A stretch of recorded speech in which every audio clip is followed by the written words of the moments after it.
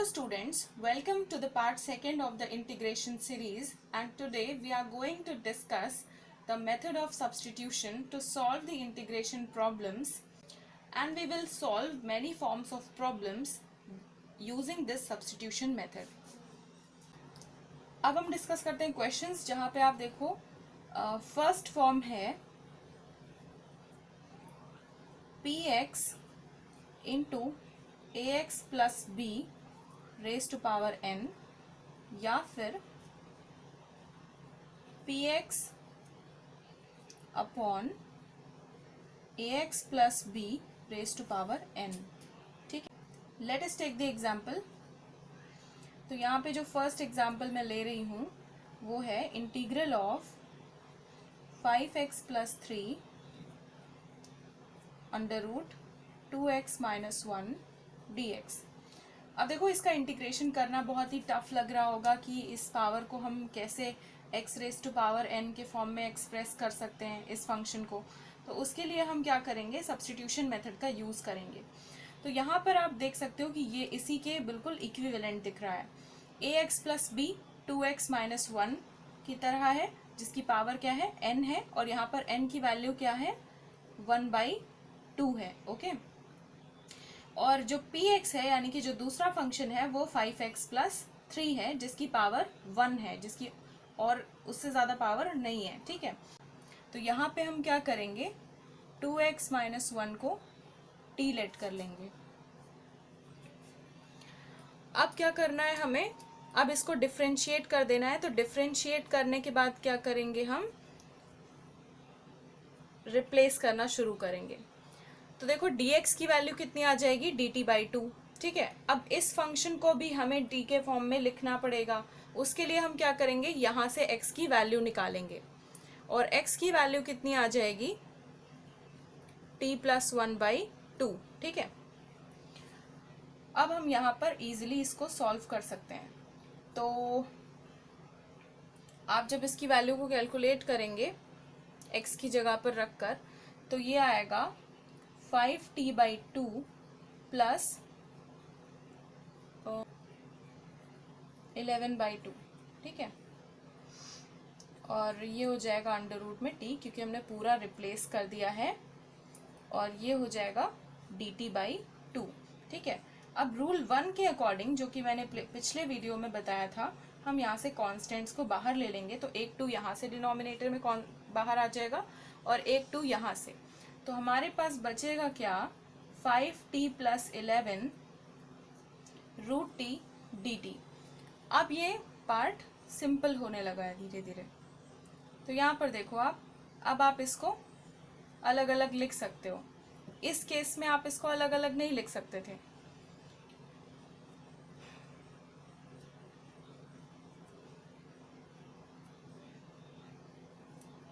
ठीक है, ये हो गया. अब हम इसको क्या करेंगे, t raise to power, powers add कर दो. इसकी 1/2 है, इसकी 1 है, तो कितना हो जाएगा, 3/2. और इसकी पावर कितनी हो जाएगी, t 1/2 dt. अब हम इसको इजीली इंटीग्रेट कर सकते हैं, जैसे हमने पहले सीखा था. फॉर्मूला कौन सा लगेगा, x raise to power n वाला.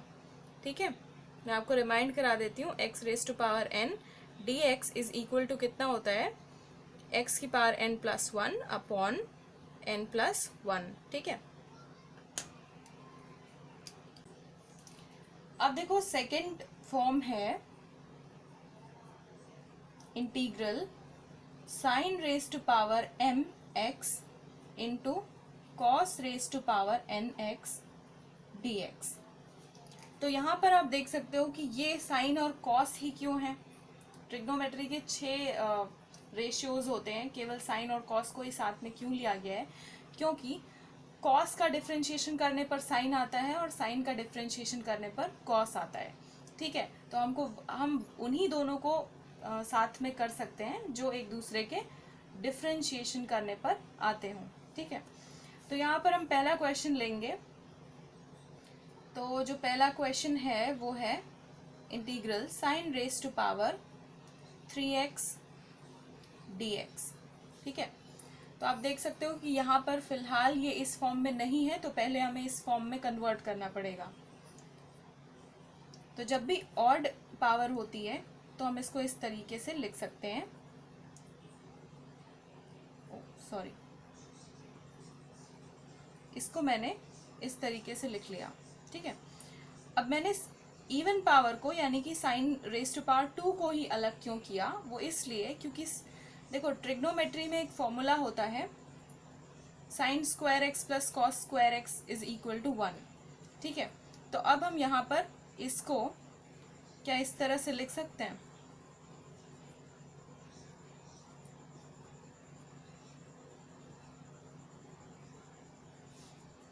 है ना, तो ये फॉर्म भी बिल्कुल सही है। अब हम क्या करेंगे, इनको अलग अलग करेंगे।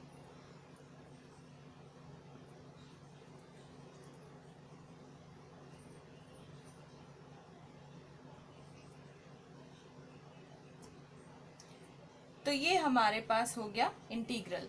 तो ये वाला पार्ट आप देख रहे हो, आपने रूल 2 पढ़ा होगा जो कि मैंने पार्ट 1 में पढ़ाया था। रूल 2 के अकॉर्डिंग हम जब भी दो फंक्शंस हों जो कि प्लस माइनस से अलग अलग हों तो हम उनका इंटीग्रेशन अलग अलग कर सकते हैं। तो इसका हम इंटीग्रेशन अलग करेंगे, इसका इंटीग्रेशन अलग करेंगे। तो ये वाला देख रहे हो आप इस फॉर्म में है। ठीक है, ये वाला तो बहुत ही सिंपल है। साइन का कितना हो जाएगा, साइन का हो जाएगा माइनस कॉस एक्स। ठीक है, अब बस हमें ये वाला करना है।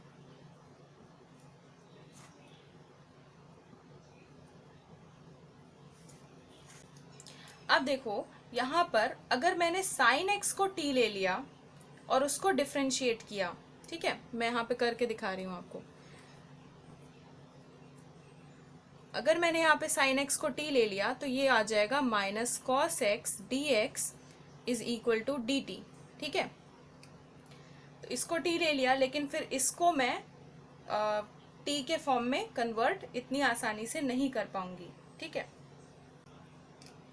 तो हम क्या करेंगे, जो हमारे पास हायर पावर वाला होता है, ठीक है, उसको हम टी लेट करते हैं। तो ये वाला काम हमें नहीं करना है, हो तो जाएगा सवाल लेकिन वो लंबा हो जाएगा। तो हमें कॉस स्क्वायर एक्स को, सॉरी, हमें कॉस एक्स को टी ले लेना है। ठीक है, तो ये हो जाएगा हमारा sine x d x is equal to d t. ठीक है, अब देखो ये पार्ट तो हमारा हो गया था इंटीग्रल। देखो साइन एक्स डी एक्स पूरा पूरा किसके बराबर है, डी टी के बराबर है। तो इस पूरे को हटा के डी टी लिख देना। और यहाँ पर जो कॉस स्क्वायर एक्स है, कॉस को हमने टी लेट किया था, तो कॉस स्क्वायर क्या हो जाएगा, टी स्क्वायर। और ये वाला पार्ट क्या हो जाएगा, डी टी। यहाँ पर कहीं माइनस भी आ सकता है किसी को डिफ्रेंशिएट करने पर, तो उस साइन का ज़रूर ध्यान रखें। यहाँ पर ऐसा कुछ नहीं है, तो इसलिए कोई प्रॉब्लम वाली बात नहीं है।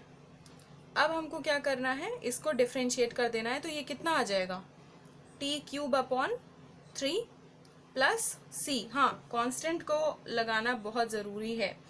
अब t की जगह पर हमने जो लेट किया था, क्योंकि इंटीग्रेशन हो चुका है, तो जो लेट किया था उसको वापस से यहाँ पर रख देंगे। तो ये आ जाएगा minus cos x minus t cube यानी कि cos cube x upon 3 plus c is the answer. Okay, अब देखो थर्ड फॉर्म है integral of tan raise to power mx into sec raise to power mx। ठीक है, अब यहाँ पे आप देख सकते हो कि tan का जब आप डिफ्रेंशिएशन करते हो तो क्या आता है, sec स्क्वायर x आता है। ठीक है, तो जैसे साइन और कॉस में होता था वैसे ही यहाँ पर भी है। और ये जो फॉर्म है वो बिल्कुल सिमिलर होगा दूसरे फॉर्म के, जो हमारा होगा कॉट और कॉसेक के साथ। ठीक है, तो इनमें से मैं एक ही फॉर्म डिस्कस करूंगी। ये वाला फॉर्म बिल्कुल सिमिलर होगा, क्योंकि आप बस एक चीज़ का ध्यान रखना है, वहाँ पर साइन का डिफ्रेंशिएशन करने पर कॉस आता था और कॉस का डिफ्रेंशिएशन करने पर माइनस साइन आता था, लेकिन यहाँ पर क्या होगा, पावर में डिफरेंस होगा। tan का डिफ्रेंशिएशन करोगे तो सेक स्क्वायर में आएगा, ठीक है। तो उसी के अकॉर्डिंग हमको लेट करना है। मैं थ्योरीज को बहुत ज़्यादा एक्सप्लेन नहीं करूँगी क्योंकि ये बहुत ज़्यादा कॉम्प्लेक्स हो जाएगा कि कौन सी पावर पर क्या लेट करते हैं। ये आपकी अंडरस्टैंडिंग पे डिपेंड करता है। क्वेश्चन को देखिए, जितना ज़्यादा प्रैक्टिस करेंगे उतना ज़्यादा IQ बढ़ेगा कि हमें कितनी क्या चीज़ लेट करनी है जो हमारा सवाल सॉल्व हो जाए। तो यहाँ पर स्टार्ट करते हैं। पहला क्वेश्चन है tan square x sec raise to power 4x, ठीक है। ये फर्स्ट क्वेश्चन है हमारा। यहाँ पे आप देख सकते हो, यहाँ पे बस पावर्स का खेल है, किसकी पावर किस ऑड है किसकी इवन है, इसी के अकॉर्डिंग हमको लेट करना होता है कि हम z को tan को हम t लेट करें या फिर sec को t लेट करें, ठीक है। हमेशा एक ही चीज़ को हम सब्सटीट्यूट नहीं करते हैं, अदरवाइज सवाल सॉल्व नहीं होता है। तो यहाँ सब्सटीट्यूट करने से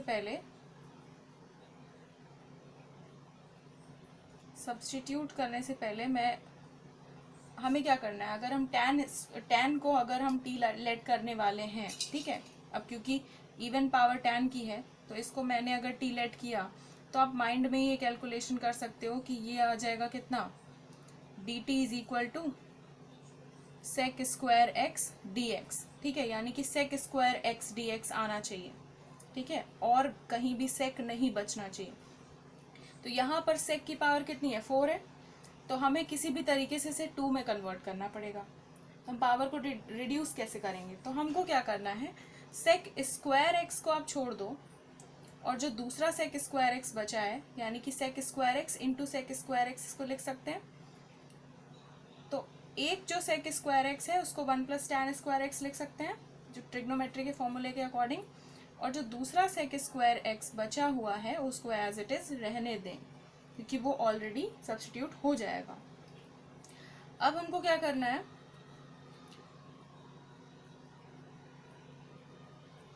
इनको अलग अलग कर लीजिए। इसको मल्टीप्लाई कर देंगे तो ये आ जाएगा हमारा tan square x sec square x, और यहाँ पे आ जाएगा tan raise to power 4x sec square x dx, ठीक है। अब यहाँ पे देखिए sec स्क्वायर x है और tan की पावर क्या है, इवन है। इवन नहीं भी होती तो भी हो जाता है ये, क्योंकि यहाँ पर आप देखो बस केवल sec स्क्वायर x है। अगर sec की पावर स्क्वायर है, ठीक है, तब आप tan को ही t लेट करना। अब देखो यहाँ पर मैंने tan को t लेट कर लिया है तो ये हो जाएगा t स्क्वायर और sec स्क्वायर dx इसके साथ भी लगा हुआ है, तो sec स्क्वायर x dx को क्या लिख सकते हैं, dt, और इधर t की पावर 4 और इधर sec स्क्वायर x dx को क्या लिख सकते हैं, dt। अब सिंपली इसमें क्या कर देना है, x raise to power n का फॉर्मूला लगाना है, इंटीग्रेट करना है, और जो t आएगा, ठीक है, उसकी जगह पर हमें tan को वापस से रख देना है, सवाल सॉल्व, ठीक है। अब हम एक और प्रॉब्लम देख लेते हैं जिसके थ्रू हमें समझ में आ जाएगा कि हमें sec को कब सब्स्टिट्यूट करना है और tan को कब सब्स्टिट्यूट करना है। अब देखो नेक्स्ट प्रॉब्लम है integral tan raise to power 3x dx, ठीक है। अब देखो इस क्वेश्चन को कैसे सॉल्व करना है। यहाँ पर देखो tan रेज टू पावर 3 दे रखा था, इसके दो मेथड्स हैं, मैं दोनों ही बताऊंगी, आप देखना कि कौन सा सिंपल है, ठीक है। तो यहाँ पर सबसे पहले हमें इस फॉर्म में कन्वर्ट करना होगा। तो हमेशा क्या करना चाहिए, इसकी एक इवन पावर ज़रूर निकाल लेनी चाहिए इस तरीके से, ठीक है। अब देखो tan स्क्वायर x निकालोगे अलग से तभी तो उसको sec स्क्वायर में कन्वर्ट कर पाओगे। तो अब देखो यहाँ पर मैं tan स्क्वायर को sec में कन्वर्ट कर दूंगी। तो हमेशा अप्रोच यही होना चाहिए तो यहाँ पर ट्रिग्नोमेट्री के फॉर्मूले बहुत काम आएंगे। ये आ जाएगा sec square minus 1, sorry this is dx। अब हम इन दोनों को सेपरेट कर लेंगे।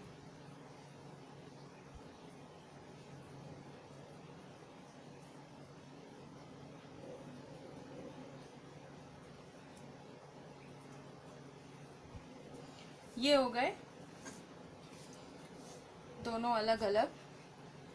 अब देखो ये वाला तो बहुत इजी है, ये तो फॉर्मूला बेस्ड है, सिंपल। tan x का इंटीग्रेशन क्या होता है, ln sec x। अब हम इन दोनों को अलग अलग कर सकते हैं।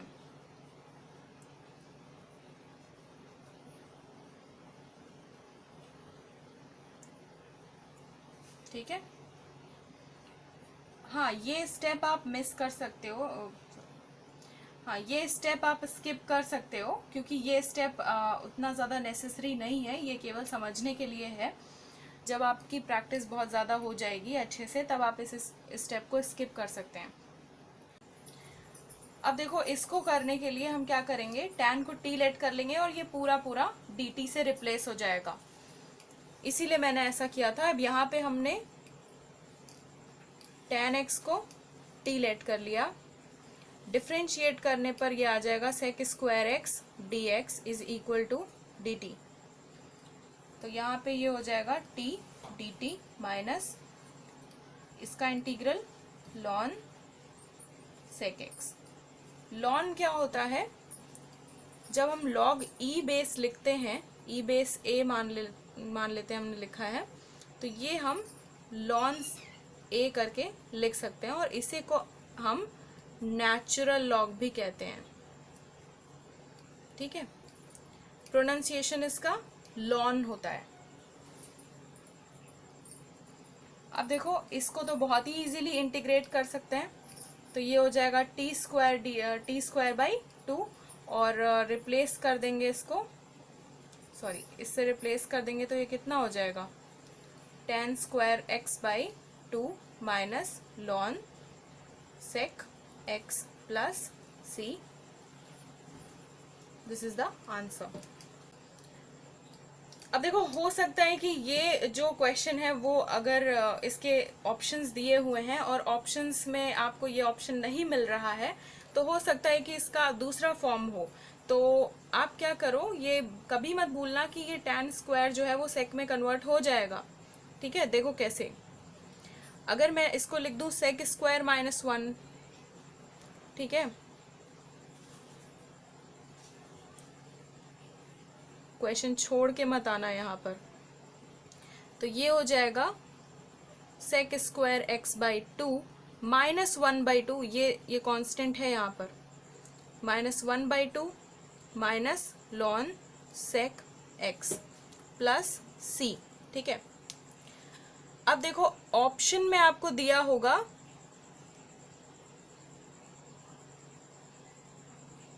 sec square by 2 minus ln sec x plus एक कांस्टेंट। ठीक है,